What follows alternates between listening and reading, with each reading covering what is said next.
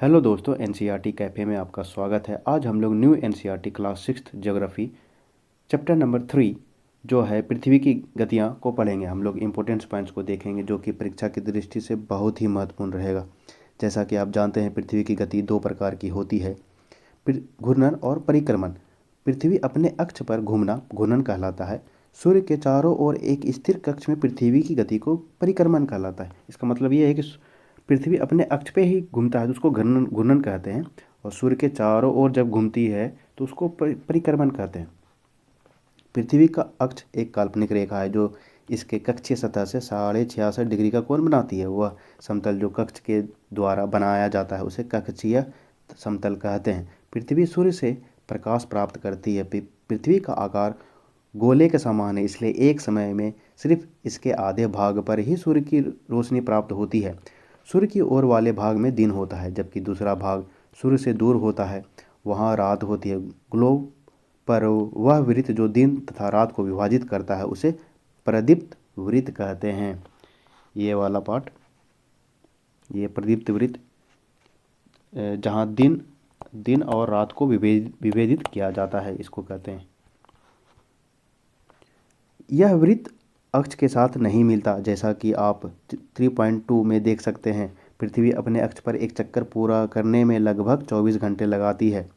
घूर्णन के समय काल को पृथ्वी दिन कहा जाता है। यह पृथ्वी एक दैनिक गति है। ये नया पॉइंट है, पृथ्वी एक दैनिक गति है।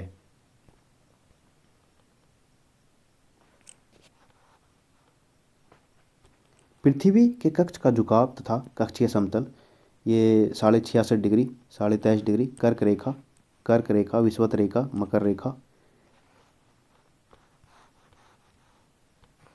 क्या आप जानते हैं, प्राचीन भारतीय खगोल शास्त्री आर्यभट्ट ने बताया था कि पृथ्वी गोल है और अपने अक्ष पर घूर्णन करती है। किसने बताया था? आर्यभट्ट के द्वारा बताया गया था। अगर पृथ्वी घूर्णन नहीं करे तो क्या होगा? सूर्य के तरफ वाले भाग में हमेशा दिन होगा, जिसके कारण उस भाग में गर्मी लगातार बढ़ेगी। दूसरी भाग में हमेशा अंधेरा रहेगा एवं पूरे समय ठंड पड़ेगी।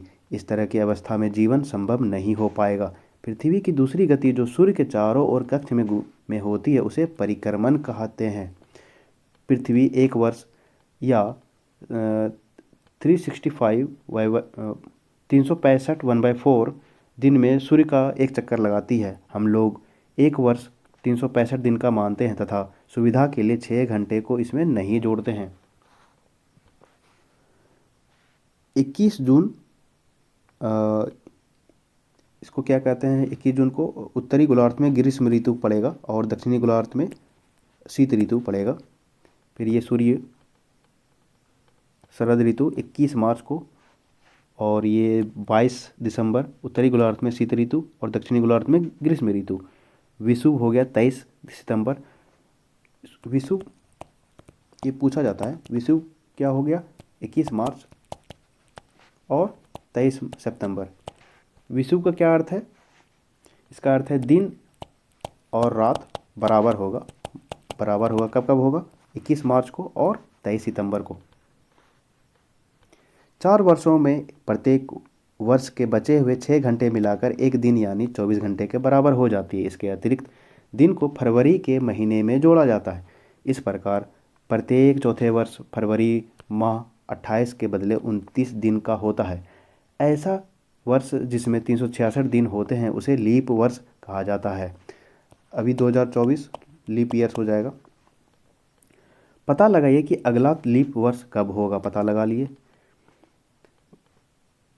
स्पष्ट है कि पृथ्वी दीर्घवृत्ताकार पथ पर सूर्य के चारों ओर चक्कर लगाती है।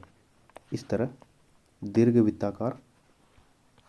ध्यान दीजिए कि पृथ्वी पूरे कक्ष में एक ही दिशा में झुकी हुई है। सामान्यतः एक वर्ष को गर्मी, सर्दी, वसंत एवं शरद ऋतुओं में बांटा जाता है। ऋतुओं में परिवर्तन सूर्य के चारों ओर पृथ्वी की स्थिति में परिवर्तन के कारण होता है। ये इम्पोर्टेंट है। ऋतुओं में परिवर्तन, ऋतु में परिवर्तन घूर्णन के कारण, और क्या है? दिन और रात दैनिक गति के कारण। 366 दिन लीप ईयर, फरवरी 29 डेज का हो जाएगा। तो ये याद रखना है, ठीक है। 21 जून को उत्तरी गोलार्ध सूर्य की तरफ झुका हुआ है। सूर्य की किरणें कर्क रेखा पर सीधी पड़ती है। इसके परिणाम स्वरूप इन क्षेत्रों पे ऊष्मा अधिक प्राप्त होगा। ध्रुवों के पास वाले क्षेत्र में कम ऊष्मा प्राप्त होती है, क्योंकि वहाँ सूर्य की किरणें तिरछी पड़ती है। उत्तर ध्रुव सूर्य की तरफ झुका हुआ होता है और उत्तरी ध्रुव रेखा के बाद वाले भागों पर लगभग 6 महीने तक लगातार दिन रहता है। चूंकि उत्तरी गोलार्ध के बहुत बड़े भाग में सूर्य का रोशनी प्राप्त होती है, इसलिए विषुवत वृत्त के उत्तरी भाग में गर्मी का मौसम होता है। इसलिए विषुवत वृत्त के उत्तरी भाग में गर्मी का मौसम होता है, ठीक है। 21 जून को इन क्षेत्रों में सबसे लंबा दिन तथा सबसे छोटी रात होती है। पृथ्वी इस अवस्था को उत्तर अयनांत कहते हैं। 21 जून को 21 जून को सबसे लंबा दिन और छोटी रात कब? उत्तर दिशा में। 22 दिसंबर को दक्षिणी ध्रुव के सूर्य के ओर झुके होने के कारण मकर रेखा पर सूर्य की किरणें सीधे पड़ती है। चूंकि सूर्य की किरणें मकर रेखा पर लंबवत पड़ती है, इसलिए दक्षिणी गोलार्ध में बहुत बड़े भाग में प्रकाश प्राप्त होता है। इसलिए दक्षिणी गोलार्ध में लंबे दिन तथा छोटी रात वाली ग्रीष्म ऋतु होती है। इसके ठीक विपरीत स्थिति उत्तरी दिशा में पृथ्वी की इस अवस्था को दक्षिणी अयतांत कहा जाता है। क्या आप जानते हैं कि ऑस्ट्रेलिया में ग्रीष्म ऋतु में क्रिसमस का पर्व मनाया जाता है? ये बहुत ही इंपॉर्टेंट है। ग्रीष्म ऋतु में क्रिसमस का पर्व कहाँ? ऑस्ट्रेलिया में। ये पूछा जाता है। 21 मार्च एवं 23 सितंबर को सूर्य की किरणें विषुवत वृत्त पर सीधी पड़ती है। इस अवस्था में कोई भी ध्रुव सूर्य की ओर नहीं झुका होता है, इसलिए पूरा पृथ्वी रात एवं दिन बराबर होता है। इसे विषुव कहा जाता है। विषुव 21 मार्च और 23 सितंबर, जहाँ पर दिन और रात बराबर होगा। 23 सितंबर को उत्तरी गोलार्ध में शरद ऋतु होती है, जबकि दक्षिणी गोलार्ध में वसंत ऋतु होती है। 21 मार्च की स्थिति इसके विपरीत होती है, जब उत्तरी गोलार्ध में वसंत ऋतु तथा दक्षिणी गोलार्ध में शरद ऋतु होती है। जस्ट अपोजिट हो जाता है। इस प्रकार स्पष्ट है कि पृथ्वी के घूर्णन परिक्रमण के कारण दिन और रात और ऋतुओं में परिवर्तन होती है। घूर्णन के कारण दिन और रात, परिक्रमण के कारण ऋतु में परिवर्तन। ये इंपॉर्टेंट हो गया।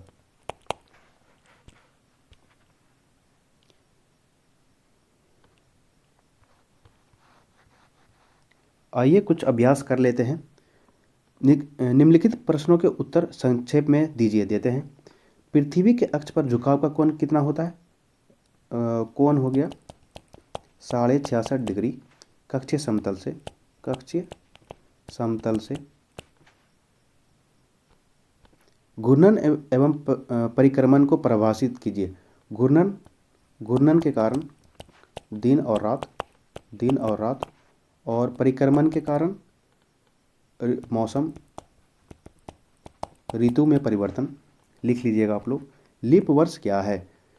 प्रत्येक 4 वर्ष में 366 दिन। 2024 में लीप ईयर हो जाएगा, मतलब 29 फरवरी होगा इस बार। उत्तर और दक्षिण अयनांतों में अंतर बताइए। आप लोग बताइएगा। विषुव क्या है? 21 मार्च और 23 सितंबर। दिन और रात बराबर। दक्षिणी गोलार्ध में उत्तरी गोलार्ध की अपेक्षा उत्तर एवं दक्षिण का अयनांत अलग अलग समय में होता है। क्यों? आप लोग ढूंढिएगा। ध्रुवों पर लगभग 6 महीनों का दिन, 6 महीनों की रात होती है। क्यों? पृथ्वी अपने अक्ष पर झुकी होने के कारण। पृथ्वी के सूर्य के चारों ओर गति को कहता है। क्या कहता है? परिक्रमण।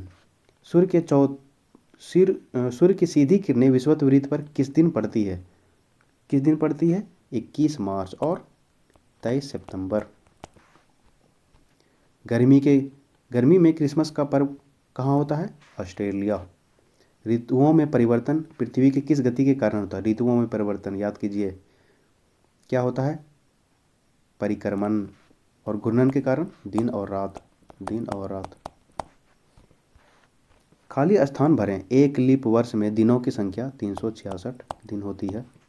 पृथ्वी की प्रतिदिन की गति को क्या कहते हैं? घूर्णन।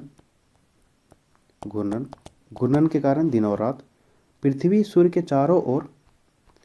चारों ओर दीर्घवृत्ताकार इस तरह दीर्घवृत्ताकार। 21 जून को सूर्य की किरणें कर्क रेखा पर सीधी पड़ती है। ठीक है।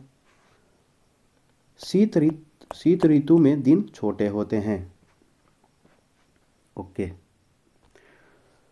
तो दोस्तों ये वीडियो कैसा लगा? अगर आपको कुछ सजेशन देना हो तो कमेंट बॉक्स में दे सकते हैं, और थोड़ा मेरे चैनल को सपोर्ट कीजिए।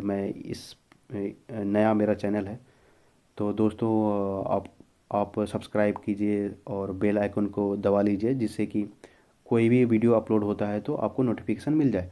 और अपने दोस्तों के साथ शेयर कीजिए, जिससे वो भी एनसीईआरटी फैक्ट्स को जान सके। धन्यवाद मित्रों, आपका दिन शुभ हो। जय श्री राम।